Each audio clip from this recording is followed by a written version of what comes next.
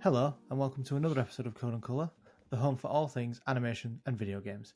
This week, we're going to be discussing PlayStation's recent event, the State of Play, where lots of new games were announced and lots of games were shown off more, I want to say, with literally no release dates because we're not really a lot of new things, was there? No. But there were some bangers, and yeah, I really did enjoy it. What about you, Tom? What are your thoughts? It's a lot, isn't there? There's a lot of I don't know. I don't know. I like immediately. What is the difference? Like, sorry, we're off on a wrong for tone here already. But like, what is the difference between this State of Play and the PlayStation event that we did an episode about last year? Because in terms of quality, there is not a lot of difference, is there? The PlayStation Showcase. Do you know what I mean? But we did see some interesting trailers. Let's not all be a negative Nancy straight away, Tyler. I just want to put it out there. Right? I don't know. I think it was one of the first trailers. Was the Dave the Diver? And like I was saying to Josh off air, gun to the head. You could not have waterboarded, right? What was going to come? My guess of what was going to come at the end of that trailer, like. Dave the Diver is a very sort of, nonchalant kind of game, and Godzilla just appears at the end. I'm like, okay, like, it's cool, but like, what the hell? Like, Godzilla he's having his moment lately, isn't he, Godzilla? Yeah. Like, it's a good time to be the giant Japanese lizard. Big old kaiju. Yeah. I don't know. Immediately, I think it'd be best if you tell us more of your positives, because I think I don't have a lot. So there's a lot of games that have been like announced and like revealed, and there were a couple of. It wasn't really anything for like huge announcements. It was more for like, oh, we've had these games already announced. Here's what they look like. A bit more clarity, right? Yeah, a lot of clarity was this State of Play. For me, the standouts were Judas. I'm excited to see that from the creators of the BioShock universe. It's essentially BioShock 4. It looks good. I like the art style. It looks really awesome. And firing lightning from your hands is just will never not be cool. It's always cool, right? Yeah, exactly. I'm getting into the VR side of things. So Metro Awakening, that looks very much like Half-Life Alyx for PC, which I think is like the quintessential VR game to play. So I am excited for that, and I can't wait to see what that looks like. And I think the powerhouse of Kojima-san, it drops I think we'll save that towards the end, but yes. Dropped little indie project he was working on, with his small indie team, and blew my absolute mind. But we will talk about that as we go through. There was a few Japanese offerings. The Ronin, as always. As always. The Rise of the Ronin. That actually looks like, for me, I would say that was the game I was probably more intrigued about. I like anything kind of within sort of that time period, a very elongated time period of Japan. It seems like it's set around kind of similar time frame as Blue Eye Samurai. There's a lot of Western sort of influence in the area, and obviously there's guns. I think it looks interesting. It just kind of looks like Ghost of Tsushima and Assassin's Creed 2 had a love child a little bit. But there's nothing wrong with that. They're both good games. Assassin's Creed 2 and Ghost of Tsushima are both cracking games. So I'll be interested. I'm always interested in an open worldy sort of Japanese game. As long as it looks as lush as Ghost of Tsushima does, I'll be happy. But being honest, it does look a little bit lower quality. Yeah, I get the same vibe. When your game is a samurai-based open world third-person action game where you can fly around and parkour up the rooftops and be like an assassin and do all these things. Yeah. And then I watch it like I did with Sekiro and go, this looks a bit meh, doesn't it? It does. The trouble is Ghost of Tsushima really set like a bar. Yeah, it really you know what I mean? They really set it.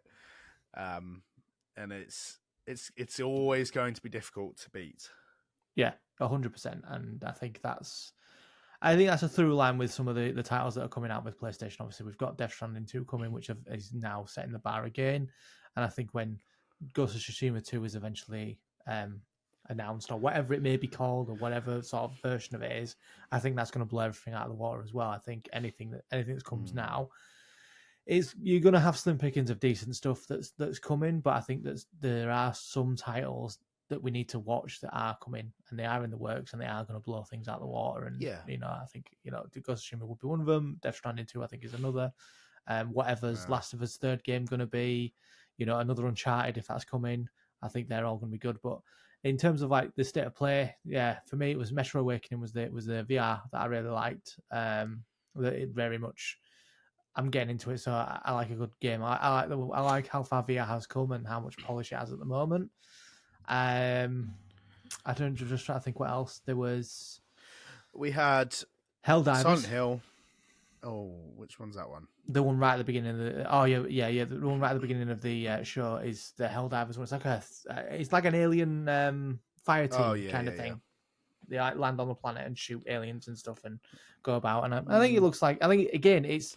It looks like a Josh game. To be fair, anything that's sort of a big shooter, I'm like, Josh should love this. You'd think I'd like the Alien game, but I couldn't get into a game with it, so I was like, no, thank you. That's what I was thinking of. Was it called Alien Fire Squad? What was it called? Fire Team Elite or something, wasn't it? Was it Fire Team Elite? Something like that, utter shite. Yeah. Just utter crap. Yeah.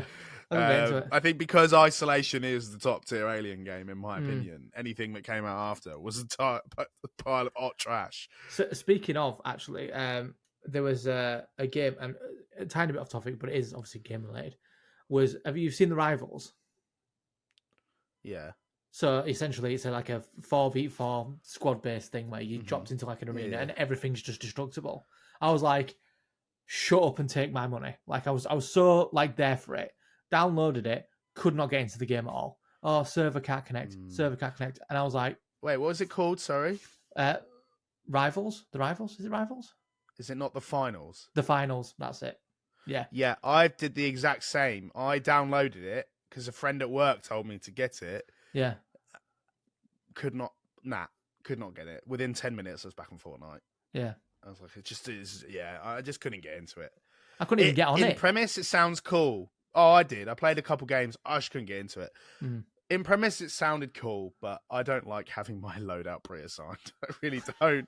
And not being able to change that either. Like, there's like a few stipulations with it. You can't change your class until you've got like reach a certain level. So I didn't like that. But yeah, back on topic. Yeah. I'm trying to think if there's any others that really stood out to me. There was... Let's talk about Silent Hill 2. Yeah. Actually, no. Before we do that, we had a couple of remasters and remakes announced: Sonic and Shadow Collection. I mean, that great, but I could take it or leave it. Do you know what I mean? Until Dawn, like, if you've never played Until Dawn, this is great. If you have, like I have, again, I could take it or leave it. Like, it's not a game that I think. It's one of those games that once you've played it, it's really hard to want to play it again. Even though you get a kind of unique experience each time, the outcome always sort of remains the same. Oh, I think it's very much in the same vein as that. What's the robot one? Either. What's the robot one? Detroit. Become Human. Become human. Yeah, I think it's very much like in that. Yeah, it's very much in that sort of the same vein where you've got like so many multiple choices and you get a different game. Yeah, it's a narrative-driven game. Yeah, it's same as Who Made the Quarry, and I didn't like the Quarry. I thought Until Dawn was better, but I've not got a hankering to play the Until Dawn again. I don't think. I would rather they came out with a sequel at this point. And then obviously, one of the other remakes that was announced, not announced but shown, was Silent Hill 2, which. It just looked bang average. Like, I get it. It looked like a mixture between like the graphics of Resident Evil 4 and then like the clunkiness of like and the gameplay of Resident Evil 2. Yeah, like Evil Within, like that sort of. Yeah. Like, why? Like, it's not a big ferocious fighting game. It never has been. No. Why am I swinging for these I don't know. I don't know. I feel like it lost the mystery element of that trailer for me. Like. Silent Hill always had a bit of an eeriness to it. It just looks annoying, especially as we've had PT. Yeah. Do you know what I mean? Well, I think they Like- tried to recapture PT though, didn't they? With the yeah, but they short didn't. message. It feels like they've just recaptured Resident Evil 2, which obviously was very successful when that got remade. But Resident Evil was a very different game to Silent Hill. The Yeah. only similarity they have is that they both fall under a horror bracket. Yeah. And they're I always thought Japanese. that Silent Hill was more scary as well than Resident Evil. It never. So did I. Silent Uh, Hill in premise is a far more interesting concept. Yeah, and I feel like I know that 2. I know the backstory of 2 and like what the whole thing is about it, and story wise, and I was intrigued about it, but I'm just like, I'd rather play Resident Evil 4. Like I like the Resident Evil games. I like this. I like the horror sort of side of it, but I just feel like it is like dollar store, Resident Evil, and I think that's what they're trying to capture, that magic that the new remakes have got by sort of like remaking this game. And actually, they should have gone in a different direction. Now, I don't think they should go first person, but I think they should. I do. Ooh, Because look at PT. We've said this before about horror games, and I've said this every time. yeah, And the only game that I think does works as a third. I mean, I know a lot of Resident Evil games, but for me, okay, this is a very personal opinion, so nobody attack me for it. But like, horror works as a first-person genre because I feel like as a game, it's something you want to feel like it's you experiencing it. Whereas it works in Last of Us because I think the point of the story is never been about the horror, but about the story that they go through. Like, it's very much about the character development, like Ellie's character development between 1 and 2. Like, that for me is what that game is about. Like, yes, you get the fun of kind of going through that horror, and it is horrifying, pardon the pun there, but it is. And like, but whereas like in other horror games, I think for me why Isolation works is because it's a first person setting and it's me. I feel like it's me on the Nostromo. I mean, like not Nostromo, I can't remember what it's called. We had that in a quiz the other week, but I can't remember what it was. Yeah, you get what I mean though. So, and that's why PT I think was so successful, because it felt like you were playing in that role. I think that's why horror works better as a game rather than controlling somebody else going through that setting. It kind of always takes me out of it a little bit. I always feel sort of more terrified when I'm playing it third person. I think Last of Us is a good shout. Yeah, it is tense, and I think it would be more tense playing it first person. But I just feel I disagree. No, I disagree. Oh, I think it would be awful playing that first. No, that's what I'm saying. Last of Us works as a third person because I don't think the horror is the primary aspect of that game. I think it would be scary though. Like no, the bit I was telling you about when you go through the wall and you just like you'd see this thing grab you and pull you through the wall. Yeah, but because of the amount of traversing in that game, I don't think it would work. True. Yeah, I think. Yeah, I don't know. I don't know what they're trying to capture, but the more I see of it, of Silent Hill 2 especially, the more I'm just like, you had your mystery, and now I'm seeing more of it and just thinking, this looks a little meh. And that's why I'm going through the games that's been like announced, like Dragon's Dogma 2, a game where you like role play as a dragon guy, people hunting dragons like Skyrim. I'm like, oh my god, take my money, and I'm just like, bored. Looks great, bored.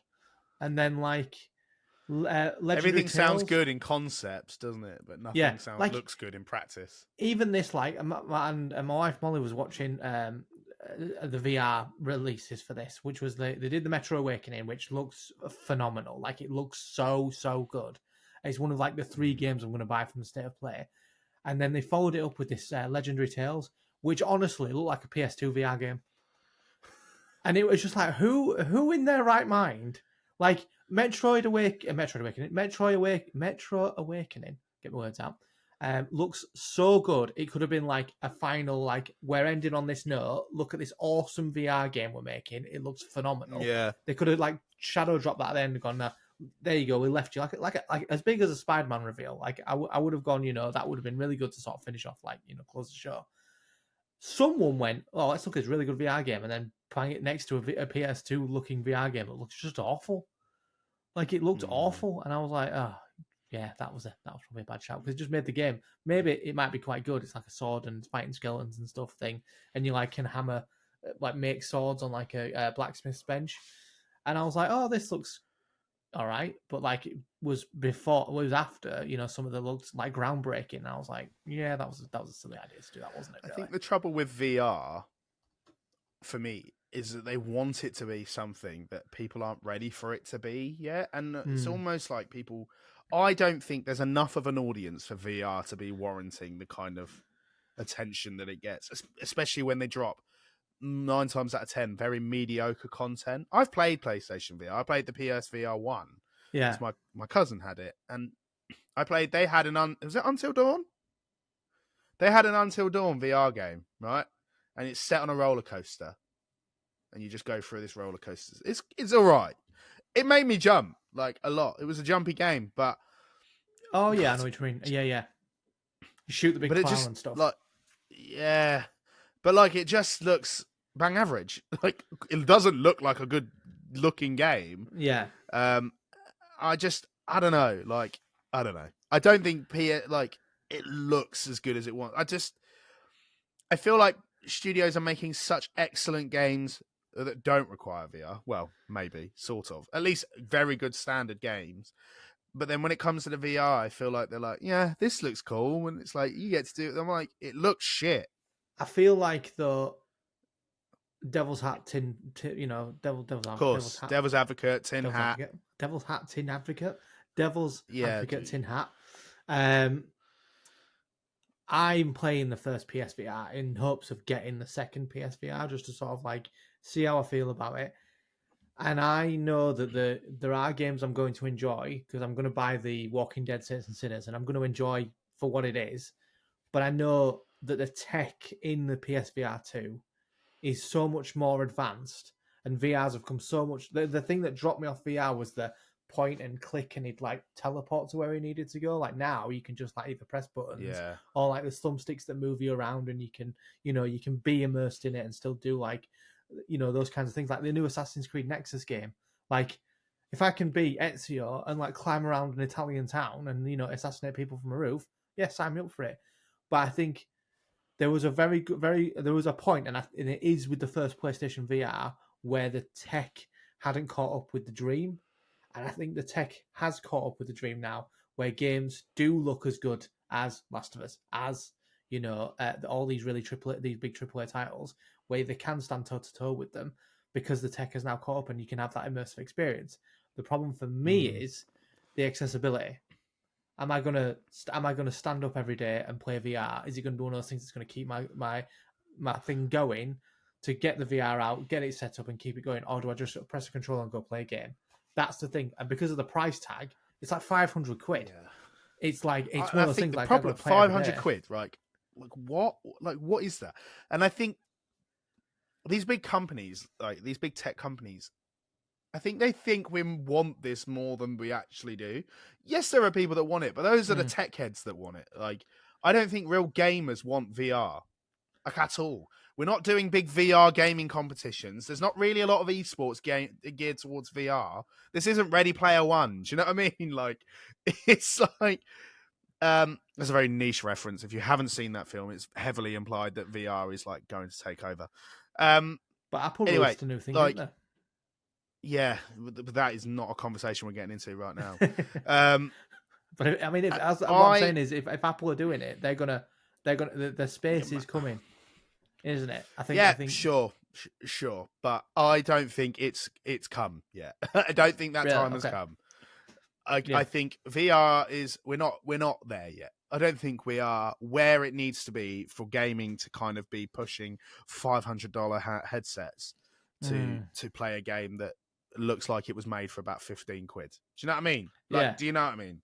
Yeah. I feel like I'm playing a mobile game half the time when I've got a VR headset on. It just looks not good. Well, the latest a lot of them don't look good. The latest offerings of mobile video games, are looking banging. I sent you. Well, yes, you know what I mean? True. So, but the grounds are changing. I don't know. They are, but not very quickly. And I think because people thought AI was going to come in and sweep quickly, but it's not. It's really not. I think people still want to play games on a normal handset with a TV or a monitor or whatever in front of them. and it's still as successful. I would rather put my money into that, because if it ain't broken, don't fix it. I personally am on the other side of that fence. I think the tech is there.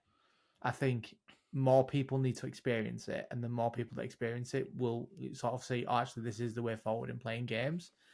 The problem is if it was 200 quid, you'd have everybody playing it. It's 500 quid, and it's like you've got to be you've got to be a niche gamer. You know what I think? You know what I think would be better for me personally is a VR headset where I'm not in the game. This is probably a really, really, really sort of niche kind of idea. But right, if I've got because I'm pretty sure they kind of did this thing with the Apple headset where if I've got it on, I don't want to feel like I'm in the game, but rather there's like an invisible screen in front of me. Okay. Do you know what I mean? And just play it that way. But I could look around and it doesn't change. It will always be there. Do you know what I mean? So that if I'm like, oh, I'd rather just sit here and play my video game. Yes, I'd look like an idiot, but at least if I'm sat in the room with someone, they could do something else on the TV or something. I feel like being in the game, it's a bit too much. It's a bit of a sensory overload. I don't need to be in a game. I'm okay with not being in a game. I get it, but I get the need to want to be. But I don't need to be in that game. I'm okay with playing that game. I don't. VR is not for me. And I don't buy into gimmicks like that. I never have, and I never will. Yeah. So I definitely do sound like a negative Nancy this episode. Yeah, very. Yeah, I mean, I always feel like PlayStation just is underwhelming this generation, and in fact, let's talk about that. We were saying off air that I think, hands down, this generation is just subpar. And that's across all the consoles.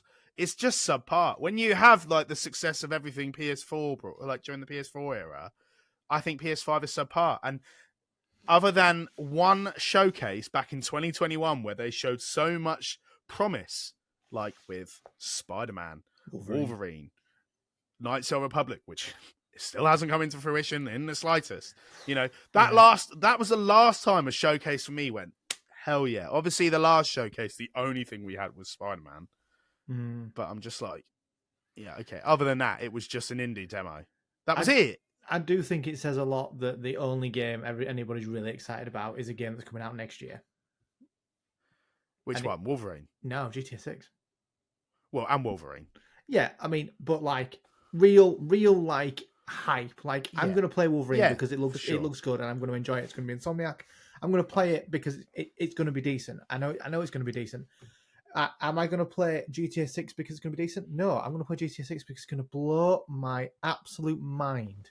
Everything about it is going to blow me away, and I want to feel that about watching a state of play, which I did in this one.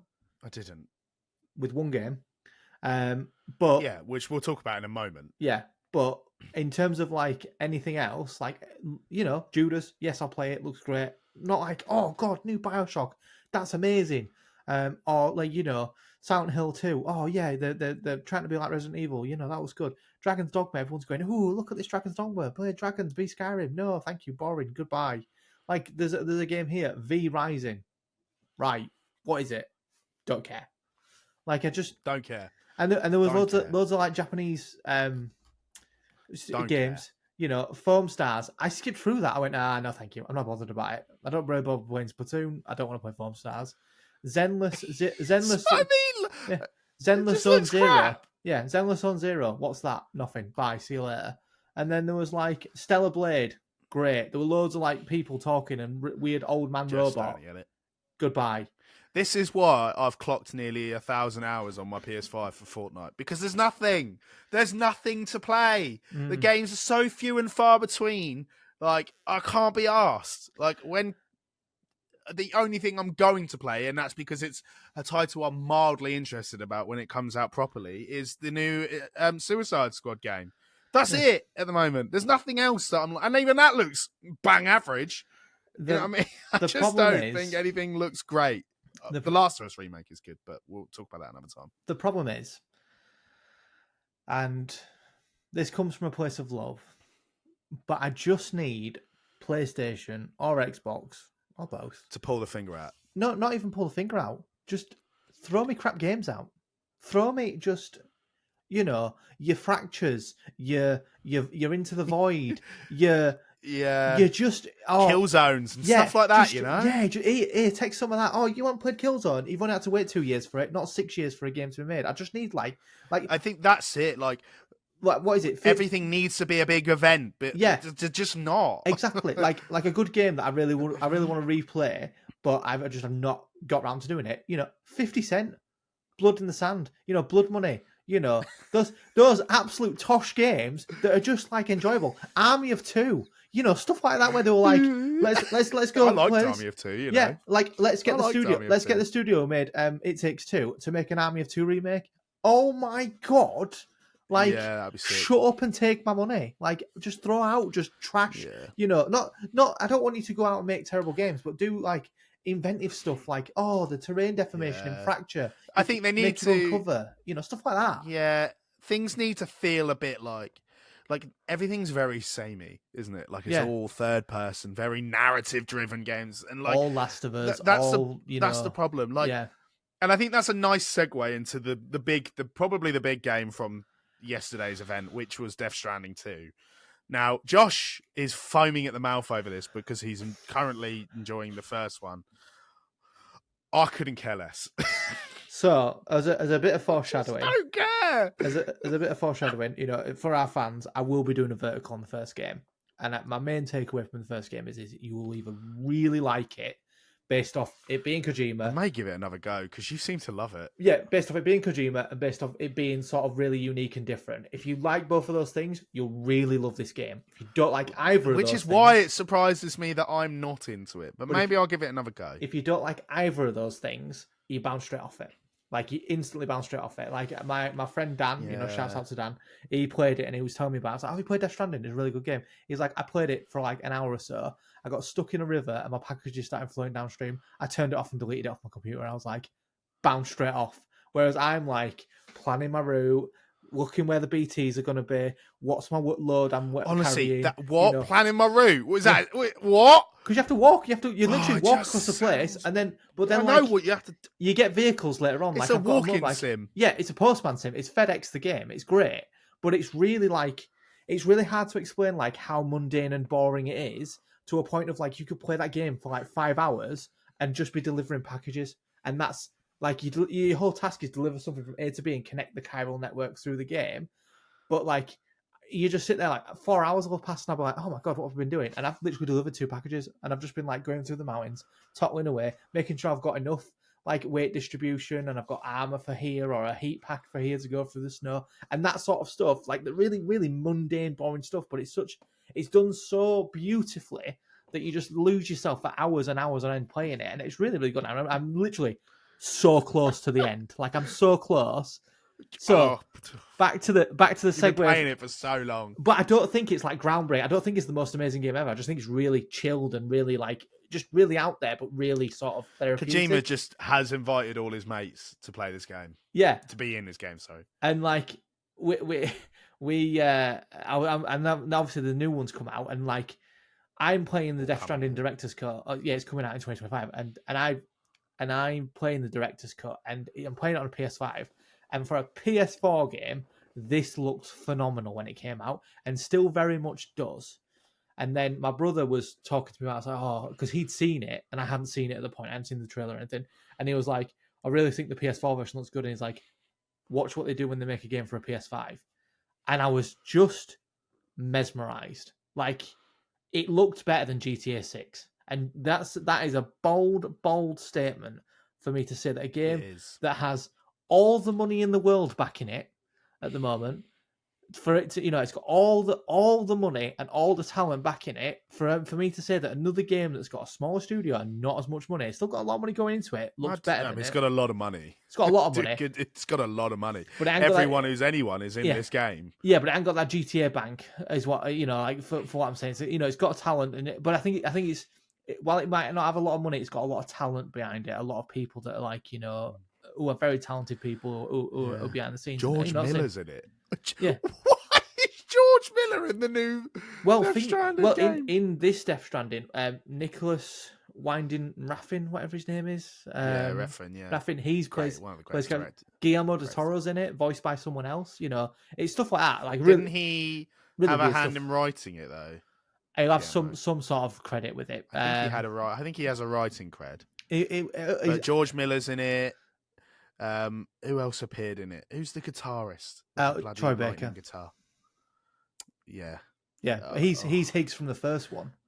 Like, and that's but I was just like, Leah Seydoux back in it. Yeah, like there's somebody else in it. But there's like a part in the trailer, like you look at like the terrain deformation, and when the water comes out, it takes the bridge out. You're like, oh, that's cool. And like the water effects and the things in the first game are really good. It looks cool. It looks really good. It does. It looks really good. But I'm like, the scenes for me that really sort of like blew my mind were the interactions when they're on the boat and they're all blue, and like I looked at that and I was like, they're mo-capped, obviously, straight away. But like her animations in her face were like just how she moved and how she interacted and how they talked. It felt like they were having a proper conversation. Like they were just like, it felt so real. Like it was literally that line between a movie and a game. And that for me was like the most groundbreaking thing I've ever seen. Like I loved the hair physics in the GTA 6 trailer, but this just looked like the whole package. And I was like, yep, I'm so there for it. And I just think it's the game of the show, and I think it's really, it is a testament to like his talent as a game director. Like it is really, really out there. Like some of the stuff, like the imagery, like the octopus arm. He's so bizarre, Kojima. Yeah, it's so weird. But the thing is, the science being that Metal Gear's a very odd game. Look, it's a very odd series of games, aren't they? Metal Gear Solid. I'm always like, what is going on? Why is it like? But and then didn't he announce some? There was some announcement is a big. That he's going to be making an espionage game, right? Yeah. So they announced obviously he's making a game 2 years. 2 years now is going to be his 40th year in gaming, game development, which is nuts to think about. Crazy, that we're all. I'm very old at the moment. So he's been making games for nearly 40 years. And he's said he's got a partnership with PlayStation that they're going to make a new action espionage game, which essentially is not, but most likely will be something very similar. Metal Gear Solid. It's basically Metal Gear Solid, but just not Metal Gear Solid. And do you know what? If it looks like Death Stranding and plays like Metal Gear Solid 5, I'm 100% there. I'm 100% there. Get around that. But it leads to another discussion as well. Like Kojima's his own studio. Now he's making OD with Jordan Peele. He's also making a lot of things. So he's making the OD thing with Jordan Peele. He's making Death Stranding, still making Death Stranding as we speak. And isn't the OD one an Xbox exclusive as well? Yeah, because they're using that cloud gaming side of it to sort of pull the power from the cloud and have like really technical thing. And he's trying to. You already know it'll be rubbish. It'll be naff. But him going back to doing an espionage game feels like a corporate decision. It doesn't feel like Kojima being Kojima. But that's a conversation we could have. Yeah.